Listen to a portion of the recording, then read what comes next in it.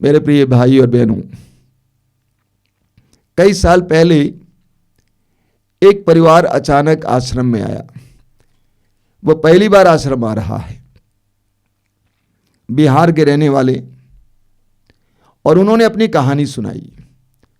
उन्होंने कहा कि हम बिहार के फलाने गांव में रहते थे, परिवार में बहुत समस्याएं थी। लोगों ने कहा कि तुम्हारे घर पे कोई समस्या है, कोई खराबी है, इसको बेच दो।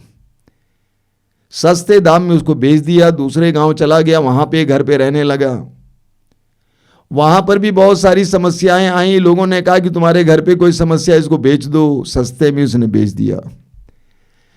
ऐसे चेंज करते करते अंत में वह और उसका परिवार अब बनारस रेलवे स्टेशन पर रह रहा है।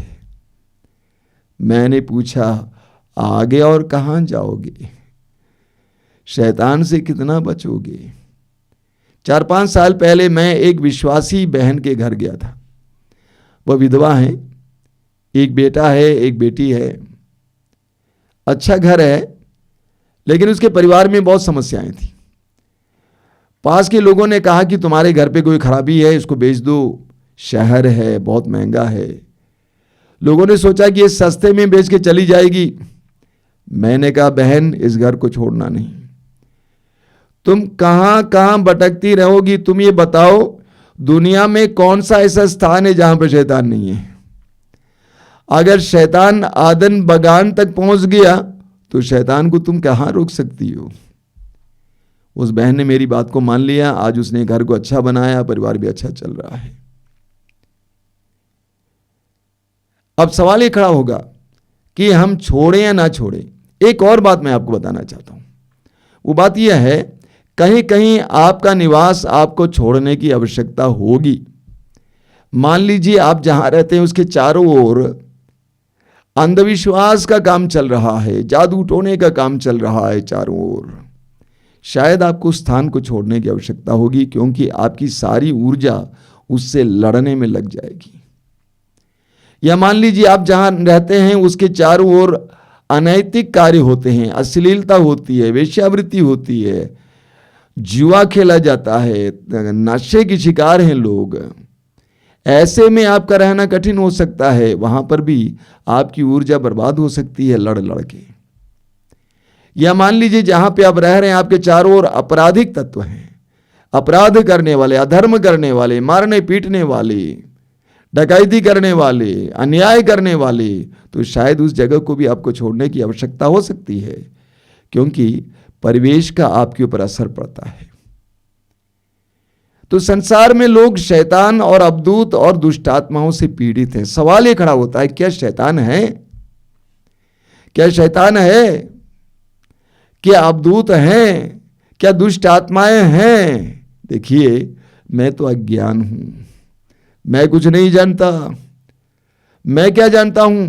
लेकिन इतना मैं जानता हूं कि यीशु ईश्वर के पुत्र थे, और यीशु से बढ़कर आध्यात्मिक प्राणियों के बारे में और कोई नहीं जानता है। और यीशु ने स्वयं अवधूतों को निकाला, शैतान को हटाया, दुष्ट आत्मा को हटाया। पेतरुस और पौलुस दुष्ट आत्माओं और अवधूतों के बारे में बोलते हैं, उनसे ज्यादा मैं नहीं जानता हूं। इसीलिए मैं आंख मूंद कर स्वीकार करता हूं कि शैतान है, दुष्ट आत्माएं हैं। इतना ही नहीं, ये तो हमारे प्रतिदिन का अनुभव है। मत्ती के सुसमाचार के अध्याय 18 वाक्य 7 में प्रभु यीशु कहते हैं, प्रलोभन अनिवार्य है। यानी हर मनुष्य का ये प्रतिदिन का अनुभव है। प्रलोभन, शैतान की परीक्षाएं। प्रभु यीशु की परीक्षा हुई थी। प्रभु यीशु स्वयं शैतान के परीक्षा में नहीं पड़े, लेकिन परीक्षा के पात्र बने थे। हर मनुष्य को शैतान का सामना करना पड़ता। पेतरुस कहते हैं, पहले पेतरुस अध्याय 5 वाक्य 8 में पेतरुस कहते हैं, आपका शत्रु शैतान दहाड़ते सिंह की तरह विचरता है, ढूंढते रहता है किसे फाड़ खाएं।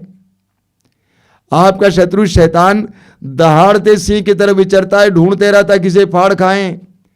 संत पौलुस कहते हैं इफिसियों के पत्र के अध्याय 6 उसके वाक्य 12 में, हमें निरे मनुष्यों से नहीं बल्कि अंधकार में संसार के अधिपतियों, अधिशासियों और आकाश के दुष्ट आत्माओं से लड़ना पड़ता है। हमें दुष्ट आत्माओं से लड़ना पड़ता है। हमारे प्रतिदिन का अनुभव है। वासना की आत्मा से, गुस्से की आत्मा से, निराशा की आत्मा से, उदासी की आत्मा से, लालच की आत्मा से प्रतिपल हमें लड़ना पड़ता है। ये आप और मेरा अनुभव है। कुरिन्थियों के दूसरे पत्र के अध्याय 11 वाक्य 14 में संत पौलुस कहते हैं, ये आश्चर्य की बात नहीं है कि कभी कभी शैतान भी स्वर्गदूत का स्वांग रच सकता है। तो शैतान का अनुभव हर मनुष्य का अनुभव है। आज सारा संसार दुष्ट के वश में है। आज सारा संसार दुष्ट के वश में है।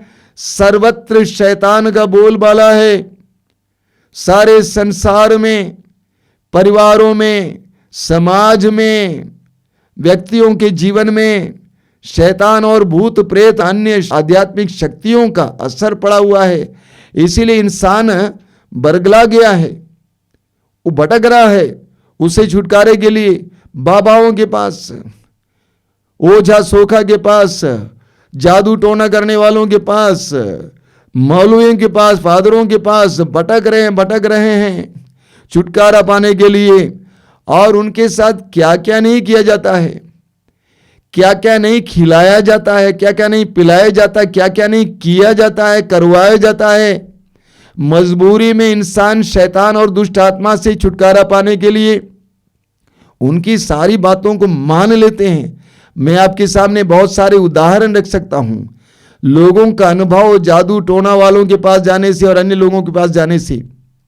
आज इस समय मैं नहीं बताऊंगा। तो इंसान परेशान है। कई साल पहले कुछ मसीहों ने मुझसे कहा कि हम क्या करते हैं मालूम, शैतान को भगाने के लिए हम तो मछली का कलेजा जलाते हैं। अच्छा, मैंने पूछा क्यों? क्योंकि तौबीत के ग्रंथ में बताया गया है। हमारे आश्रम में एक भाई रहते थे। कई साल पहले एक परिवार से किसी ने आकर कहा कि उसके घर पे उसकी बेटी के अंदर अबदूत है। उसको भगाने के लिए वो भाई गए, उस लड़की को एक कमरे में रखा, उसमें सूखे मिर्चा जलाया और मिर्चे की धुएं से पूरा कमरा भर गया। वो लड़की मरते मरते बच गई। कोई दूसरा व्यक्ति सुई भोंकता था, कोई झाड़ू से मारता है, क्या क्या नहीं करता है। सवाल ही खड़ा होता है, हम विश्वासी क्या करें? याकूब का पत्र अध्याय 4 वाक्य 7 में याकूब कहते हैं, हम शैतान का सामना करें और वो भाग जाएगा। हम शैतान का सामना कैसे करें, इसके बारे में आज की इस प्रवचन में हम मनन चिंतन करेंगे। हम विश्वासी शैतान का सामना कैसे करें? सबसे पहला, ध्यान दीजिएगा, पहला है विश्वास में दृढ़ होकर। विश्वास में दृढ़ होकर शैतान का सामना करें। पेतरुस पहला पत्र अध्याय 5 वाक्य 8 में पेतरुस कहते हैं, अभी आपने सुना, हमारा शत्रु शैतान दहाड़ते सिंह की तरह विचरता है, ढूंढते रहता है किसे फाड़ खाए। वाक्य 9 में लिखा हुआ है, आप विश्वास में दृढ़ होकर उसका सामना करें। कैसे सामना करें?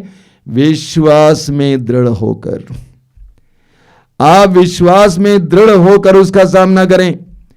एफेसियों के पत्र की अध्याय 6 उसके वाक्य 16 में संत पौलुस कहते हैं, एफेसियों का पत्र अध्याय 6 वाक्य 16 में, कि विश्वास की ढाल धारण किए रहें ताकि आप शत्रु के हर बाण को बुझा सकें। विश्वास की ढाल समझते हैं? पुराने जमाने में लड़ाई के लिए क्या इस्तेमाल किया जाता था? तलवार और ढाल। दाहिने हाथ में तलवार हुआ करती थी और बाएं हाथ में ढाल। ढाल तलवार को रोकने के लिए, भाले को रोकने के लिए। पौलुस कहते हैं विश्वास की ढाल धारण करो जिससे शत्रु के हर बाण को तुम बुझा सके। विश्वास की ढाल धारण करना, सबसे पहला विश्वास। प्रभु यीशु स्वयं कहते हैं मार्कुस का सुसमाचार अध्याय 16 वाक्य 17 में, मार्कुस अध्याय 16 वाक्य 17 में प्रभु यीशु कहते हैं, विश्वास करने वाले मेरा नाम लेकर अबदूतों को निकालेंगे। कौन निकालेंगे? विश्वास करने वाले। शैतान को भगाने के लिए, दुष्ट आत्माओं का सामना करने के लिए सबसे आवश्यक चीज है विश्वास। कैसा विश्वास? पेतरुस का विश्वास। मत्ती अध्याय 16 में प्रभु यीशु ने शिष्यों से पूछा, तुम क्या कहते हो कि मैं कौन हूं? आपको याद होगा पेतरुस ने कहा, आप जीवित ईश्वर के पुत्र हैं, आप मसीह हैं। आप जीवित ईश्वर के पुत्र हैं, आप मसीह हैं। यही हमारा विश्वास होना चाहिए, यीशु पर विश्वास। आप जीवित ईश्वर के पुत्र हैं, यीशु जीवित ईश्वर के पुत्र हैं। उनमें सामर्थ्य है, शक्तिशाली परमेश्वर का पुत्र है। मत्ती अध्याय 28 उसके वाक्य 18 में प्रभु कहते हैं, स्वर्ग में और पृथ्वी पर पूरा अधिकार मुझे मिला है। स्वर्ग में और पृथ्वी पर पूरा अधिकार यीशु को मिला है। यूहन्ना के सुसमाचार के अध्याय 16 वाक्य 33 में प्रभु यीशु कहते हैं, ढारस रखो, मैंने संसार पर विजय पाई है। ढारस रखो, मैंने संसार पर विजय पाई है। प्रकाशना ग्रंथ के अध्याय 1 उसके वाक्य 17 और 18 में प्रभु यीशु कहते हैं, डरो नहीं, प्रथम और अंतिम मैं हूं, जीवन का स्रोत मैं हूं। मैं मर गया था, देखो मैं अनंत काल तक जीवित रहूंगा। यीशु जीवित ईश्वर के पुत्र हैं। यीशु जीवित ईश्वर के पुत्र है। मत्ती के सुसमाचार के अध्याय 16 वाक्य 18 में जब पेतरुस ने कहा कि आप जीवित ईश्वर के पुत्र हैं, आप मसीह हैं, आपको याद है प्रभु यीशु ने पेतरुस से क्या कहा, तुम चट्टान हो और इस चट्टान पर मैं अपनी कलीसिया का निर्माण करूंगा। अधोलोक के फाटक इसके सामने नहीं टिकेंगे। दुष्ट आत्माएं, शैतान की शक्तियां इसके सामने टिक नहीं पाएंगी। जिनका विश्वास दृढ़ है उसके सामने दुष्ट आत्माएं नहीं टिक पाएंगी।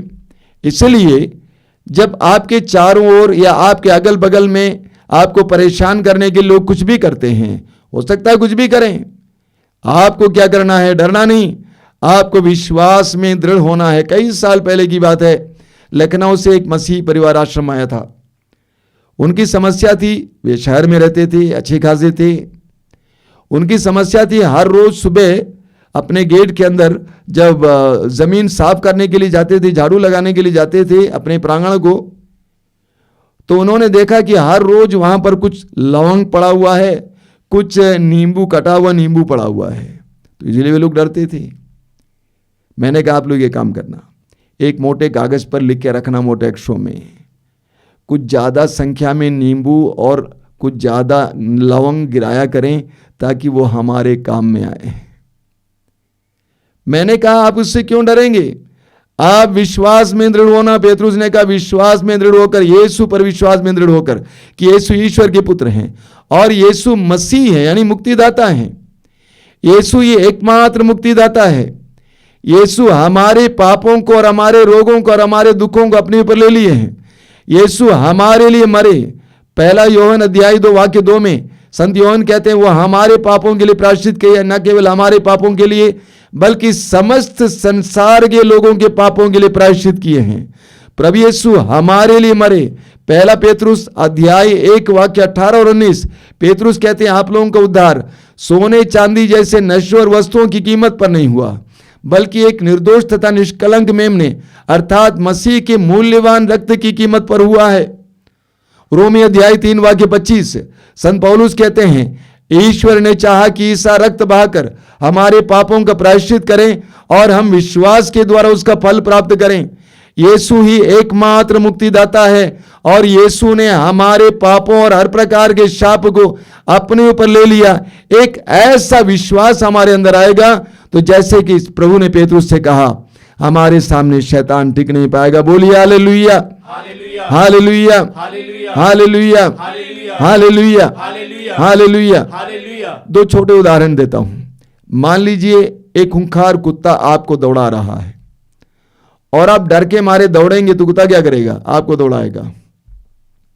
लेकिन आप धैर्य के साथ खड़े हो जाएंगे, कुत्ते की ओर देखेंगे तो मालूम क्या होगा, कुत्ता भौंकेगा, उसके बाद शर्मा के वापस चला जाएगा। अभी कुछ दिन पहले एक छोटा सा वीडियो मैंने देखा, बहुत ही अजीब वीडियो है, मैं विश्वास नहीं कर पा रहा था। जंगल है, काफी सिंह है वहां पे, सिंह, और एक आदमी, मोटा तगड़ा आदमी है, वह वहां पे लेटा हुआ है एक हाथ के सहारे, और एक सिंह वहां से दौड़ता हुआ आ रहा है। लेकिन ये इंसान बहुत गंभीरता पूर्वक उसको देख रहा है। उसकी आंख शेर पर लगी हुई है।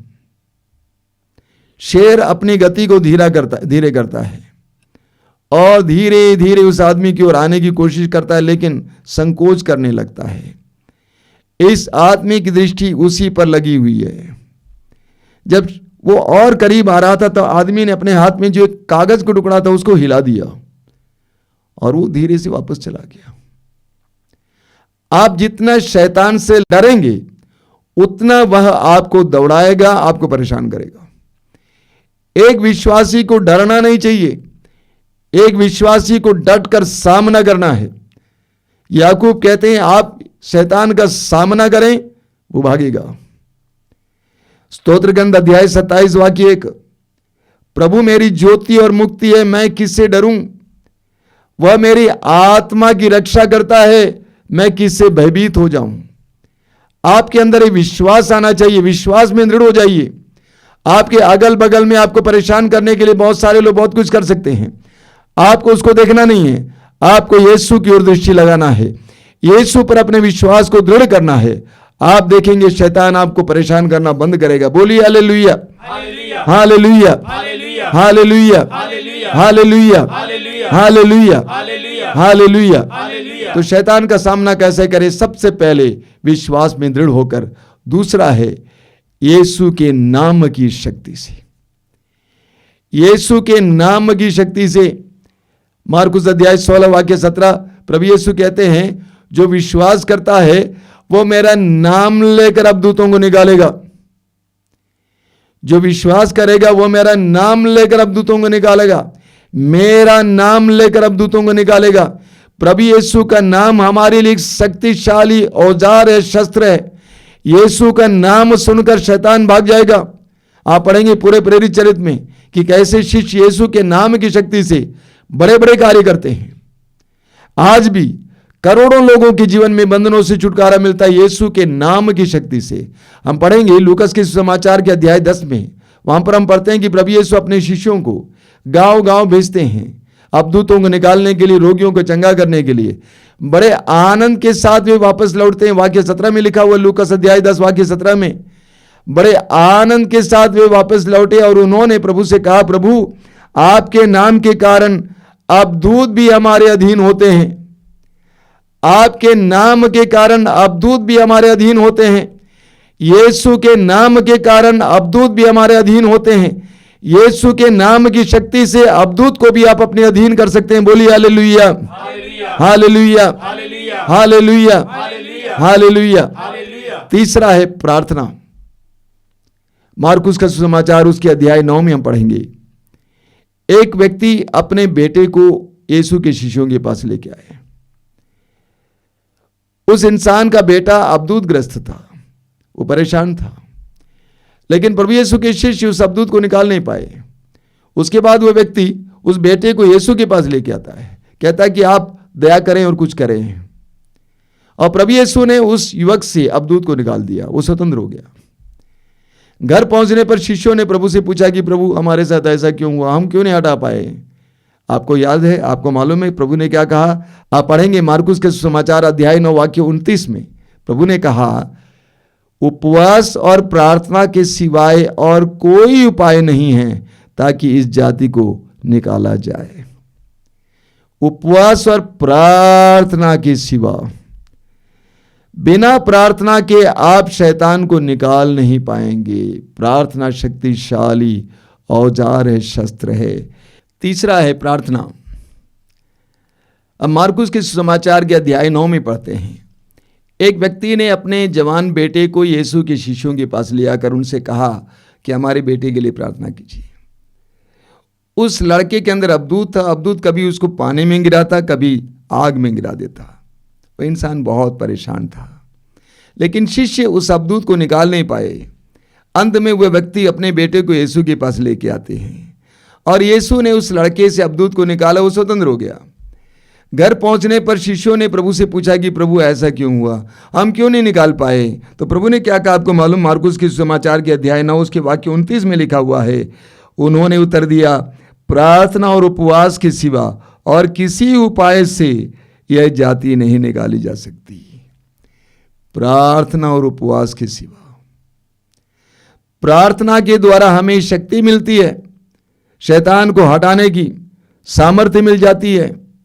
हम एफेसियों के पत्र के अध्याय 6 में पढ़ते हैं, वाक्य 12 में आपने सुना है, पौलुस कहते हैं कि हमें निरे मनुष्यों से नहीं बल्कि अंधकार में संसार के अधिकारी अधिशासियों और आकाश के दुष्ट आत्माओं से लड़ना पड़ता है।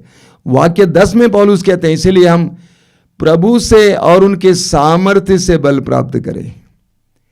शैतान से लड़ने के लिए हम कहां से बल प्राप्त करें? प्रभु से और उसके सामर्थ्य से बल प्राप्त करें।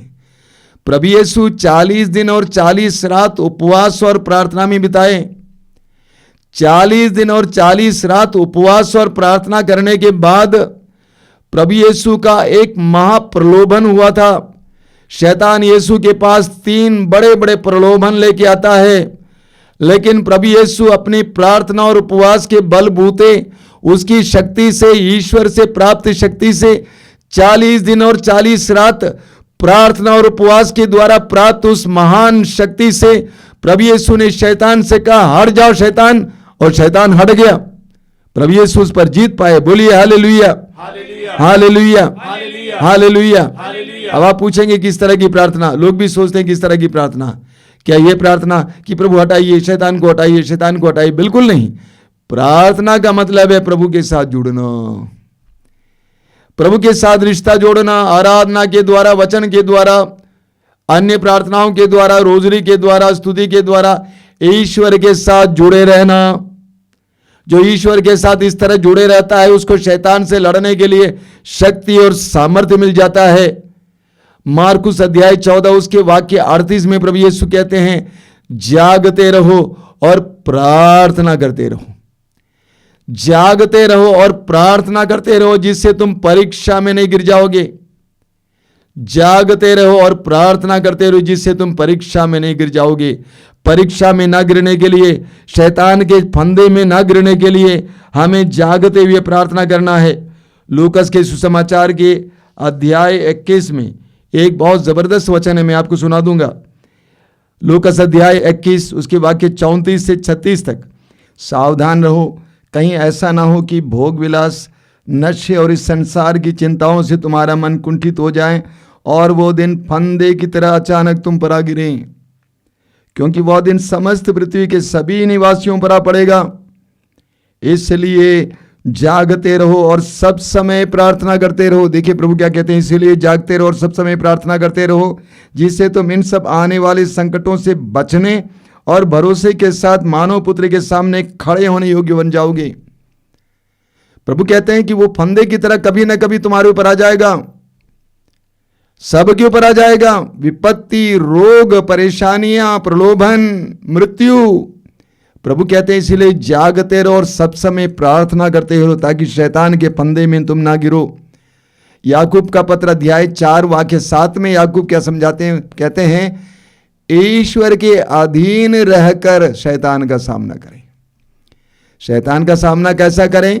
ईश्वर के अधीन रहकर। ईश्वर के अधीन रहने का मतलब क्या है? प्रार्थना और विश्वास के द्वारा पूरी तरह से प्रभु के अधीन रहकर, प्रार्थना के द्वारा प्रभु के अधीन रहकर। प्रभु के सानिध्य में, प्रार्थना में बंधनों से आजादी है। हम पढ़ते हैं मार्कुस के सुसमाचार के अध्याय 3 उसके वाक्य 13 में हम पढ़ते हैं कि प्रभु यीशु एक पहाड़ी पर चढ़े और जिनको वो चाहते थे अपने पास बुलाए। आगे हम पढ़ते हैं वाक्य 14 और 15 में कि उन्होंने उनमें से 12 को नियुक्त किया और प्रेरित नाम रखा जिससे वे अपने साथ रहें, यीशु के साथ रहें और अबदूतों को निकालने का अधिकार प्राप्त करके सुसमाचार सुनाने के लिए भेजे जा सके। यीशु के साथ रहें और अधिकार प्राप्त करें अबदूतों को निकालने का। यीशु ने अपने शिष्यों को अधिकार कैसे प्रदान किया? अपने साथ रखकर। प्रभु के सानिध्य में हमें शैतान से लड़ने की शक्ति और सामर्थ्य मिल जाता है। प्रार्थना के द्वारा हमें शैतान से लड़ने का सामर्थ्य मिल जाता है। हमारे दर्शन भवन में जहां पर पहले 24 घंटा आराधना चलती थी, अभी लॉकडाउन के कारण, कोरोना के कारण सिर्फ 10 या 12 घंटे प्रार्थना है। इस दर्शन भवन में आकर सैकड़ों लोगों ने अबदूतों से छुटकारा पाया है। प्रार्थनाएं चलाई जाती हैं, लोग अबदूत ग्रस्त होकर आते हैं, बैठ जाते हैं, रोने लगते हैं, कलपने लगते हैं, चिल्लाने लगते हैं, झूमने लगते हैं। 1 दिन, 2 दिन, 3 दिन, 4 दिन, 5वें दिन, 6वें दिन, 7वें दिन पूरी तरह से स्वतंत्र होकर चले जाते हैं। प्रभु के सानिध्य में, प्रभु की उपस्थिति में हमें छुटकारा मिलता है शैतान से। बोलिए हालेलुया, हालेलुया, हालेलुया। तो पहला है विश्वास में दृढ़ होकर, दूसरा यीशु के नाम की शक्ति से, तीसरा प्रार्थना। प्रार्थना के साथ मैं जोड़ना चाहता हूं, आप में से जो कैथोलिक हैं, मैं आपको बताना चाहता हूं, प्रार्थना के साथ साथ संस्कारों को योग्य रीति से ग्रहण करने से, समय समय पर पाप स्वीकार करने से और परम प्रसाद भक्तिपूर्वक ग्रहण करने से शैतान से लड़ने के लिए आपको सामर्थ्य मिलता है, आपको शक्ति मिल जाती है। बोलिए hallelujah, hallelujah, hallelujah, hallelujah, hallelujah. चौथा है, संत पौलुस कहते हैं ईश्वर का अस्त्र शस्त्र धारण करें। विश्वास करना काफी नहीं है, प्रार्थना करना काफी नहीं है, यीशु का नाम लेना काफी नहीं है, हमारा जीवन शैतान के विपरीत होना चाहिए। ईश्वर के अस्त्र शस्त्र से सुसज्जित होना चाहिए। हमारा जीवन पवित्र आत्मा से अभिषिक्त होना चाहिए। सुसमाचारों में हम पढ़ते हैं प्रभु यीशु जहां कहीं भी जाते थे, यीशु को देखते ही शैतान अबदूत चिल्लाते थे, दुष्ट आत्माएं चिल्लाती थी। यीशु के सानिध्य में दुष्ट आत्माओं से लोगों को छुटकारा मिल जाता था, क्योंकि यीशु पवित्र आत्मा से अभिषिक्त थे। यीशु का जीवन पवित्र था, यीशु के अंदर शांति और प्रेम था। इसलिए अगर हम शैतान से लड़ना चाहते हैं, हमारा जीवन उसके योग्य होना चाहिए। मेल मिलाप से भरा हुआ, किसी के प्रति गुस्सा नहीं रखना। वचन में लिखा हुआ एफेसी अध्याय 4 वाक्य 27, संत पौलुस कहते हैं किसी के प्रति गुस्सा नहीं रखना, शैतान को अवसर नहीं देना। जब आप गुस्सा रखते हैं, क्रोध रखते हैं, आप शैतान को अवसर देते हैं, तब आप शैतान को हटाने के लिए असमर्थ होंगे। पवित्र जीवन बिताना, अपवित्र जीवन जीने से हम शैतान को शरण देते हैं, शैतान को हटा नहीं पाएंगे। पवित्र जीवन जीना, पवित्र आत्मा के अभिषेक में जीवन जीना। इसीलिए एफेसियों के पत्र के अध्याय 6 वाक्य 13 से संत पौलुस कहते हैं, 12 में आपने सुना पौलुस कहते हैं कि हमें निरे मनुष्यों से नहीं बल्कि इस अंधकार में संसार के अधिपतियों, अधिकारियों तथा शासकों और आकाश के दुष्ट आत्माओं से संघर्ष करना पड़ता है। वाक्य 13 से पौलुस कहते हैं, इसलिए आप ईश्वर के अस्त्र शस्त्र धारण करें, जिससे आप दुर्दिन में शत्रु का सामना करने में समर्थ हों। कैसे हम शत्रु का सामना करें? ईश्वर का अस्त्र शस्त्र धारण करके। हमारे जीवन में ईश्वर का अस्त्र शस्त्र होना चाहिए। लिखा हुआ, इसीलिए आप ईश्वर के अस्त्र शस्त्र धारण करें, जिससे आप दुर्दिन में शत्रु का सामना करने में समर्थ हों और अंत तक अपना कर्तव्य पूरा कर विजय प्राप्त करें शत्रु पर। इसीलिए पौलुस क्या कहते हैं, आप सत्य का कमरबंद कसकर, धार्मिकता का कवच धारण कर, शांति सुसमाचार के उत्साह के जूते पहनकर, साथ ही विश्वास की ढाल धारण किए रहे, और इसके अतिरिक्त मुक्ति का टोप और पवित्र आत्मा की तलवार यानी वचन। पौलुस कहते हैं सबसे पहले सत्य का कमरबंद कसें। सत्य के कमरबंद कसने का मतलब सत्य के अनुसार जीवन जीना, सत्य के बाहर नहीं। बेईमानी के लिए जरा भी स्थान नहीं होना चाहिए। दूसरा धार्मिकता, पवित्रता का जीवन जिए, उसका कवच धारण करें। पवित्रता एक महान कवच है जिसको शैतान आर पार नहीं कर पाता है। तीसरा है सुसमाचार के प्रति उत्साह और उसके प्रचार के प्रति उत्साह के जूते।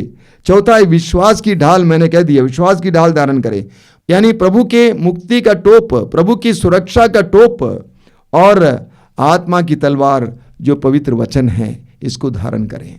मेरे प्रिय भाई और बहनों, हम विश्वासी हैं, हम शैतान और दुष्ट आत्माओं से डर नहीं सकते। हमें शैतान और दुष्ट आत्माओं से डरना नहीं चाहिए, बल्कि हमें उसे लड़ना चाहिए, और प्रभु ने इसके लिए हमें सामर्थ्य दिया है। लूकास के सुसमाचार के अध्याय 10 उसके वाक्य 19 में प्रभु यीशु अपने शिष्यों से कहते हैं, मैंने तुम्हें सांपों, बिच्छुओं और बैरी की सारी शक्तियों को कुचलने का सामर्थ्य दिया है। He has given us this power। हमें इस सामर्थ्य को इस्तेमाल करना है। विश्वास में दृढ़ होकर यीशु के नाम पर प्रार्थना के सहारे और अस्त्र शस्त्र धारण करते हुए हम शैतान से नहीं डरेंगे, हम अबदूतों से नहीं डरेंगे, हम दुष्ट आत्माओं से नहीं डरेंगे, बल्कि हम उनसे लड़ेंगे और हम जीतेंगे। आइए हम प्रार्थना करें। प्रभु यीशु, धन्यवाद देते हैं सुंदर दिन के लिए, तेरे पवित्र वचनों के लिए धन्यवाद यीशु। तेरे पवित्र वचनों के द्वारा तूने हमें ढारस बधाया है। योहन के समाचार के अध्याय 16 वाक्य 33 में तूने कहा, ढारस रखो मैंने संसार पर विजय पाई है। ढारस रखो मैंने संसार पर विजय पाई है। धन्यवाद यीशु, धन्यवाद। हमें शैतान पर और अन्य दुष्ट आत्माओं पर पूर्ण स्वतंत्रता दीजिए यीशु, सामर्थ्य दीजिए यीशु। तूने कहा है, मैंने तुम्हें सामर्थ्य प्रदान किया है। विश्वास की दृढ़ता के द्वारा, प्रार्थना की शक्ति के द्वारा, तेरे पवित्र वचन के सामर्थ्य से और पवित्र जीवन के द्वारा हमें शैतान पर अधिकार देना यीशु।